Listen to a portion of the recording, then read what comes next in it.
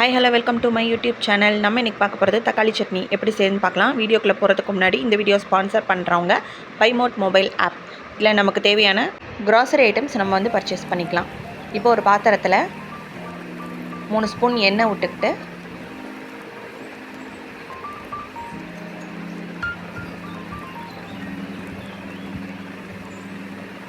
எண்ணெய் காஞ்சதும் 1 ஸ்பூன் உளுத்தம்பருப்பு சேர்க்க போகிறேன்.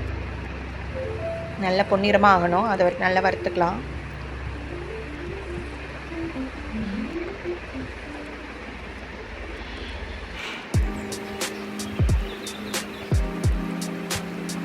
நல்ல பொன்னிறமானது. இப்போ நான் வந்து ஒரு பாத்திரத்தில் 2 வெங்காயம் பொடிசு பொடிசாக வெட்டி வச்சுருக்கேன், ஒரு தக்காளி, இஞ்சி பூண்டு கொஞ்சம் வெட்டி வச்சுருக்கேன்.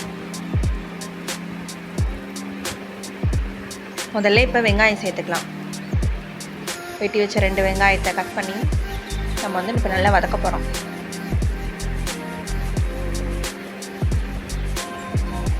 நல்லா கண்ணாடி மாதிரி ஆகணும். இஞ்சி பூண்டு சேர்க்கணுன்னு அவசியம் இல்லை, உங்களுக்கு விருப்பம் இருந்தால் சேர்த்துக்கலாம். இல்லைனா வெறுமனா வெங்காயம் தக்காளி வரமிளகா சேர்த்துக்கிட்டா போதும். இந்த வெங்காயம் தக்காளியோட உங்களுக்கு விருப்பம் இருந்துச்சுன்னா கொத்தமல்லி கருவேப்பிலை சேர்த்து கூட நம்ம வந்து வதக்கிக்கலாம், இன்னும் டேஸ்ட்டாக இருக்கும். வெங்காயம் நல்லா வதங்கிட்டுருக்கு.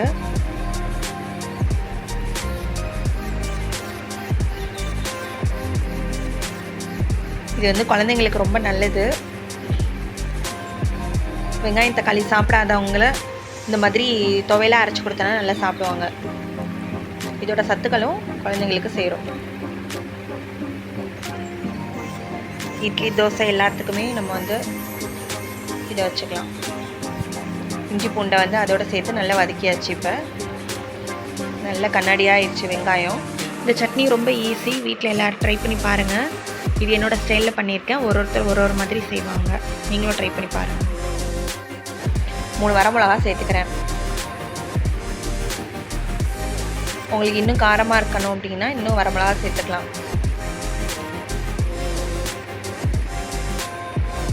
நல்லா வதங்கிச்சு. இப்போ வந்து ஒரு தக்காளி வெட்டி வச்சுருக்கேன், அது இதோட சேர்த்து நல்லா வதக்கிக்கலாம்.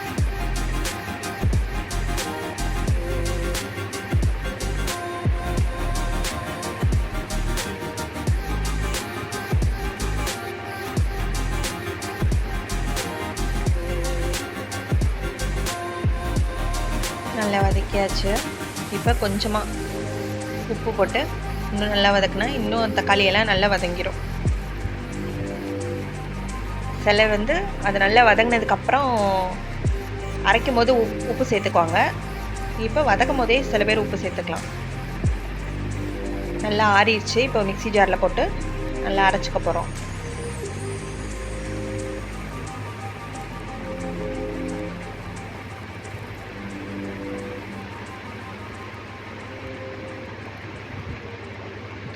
இப்போ ஒரு பாத்திரத்தில் எண்ணெய் ஊற்றி, நான் இன்றைக்கி நல்லெண்ணெய் எடுத்திருக்கேன்,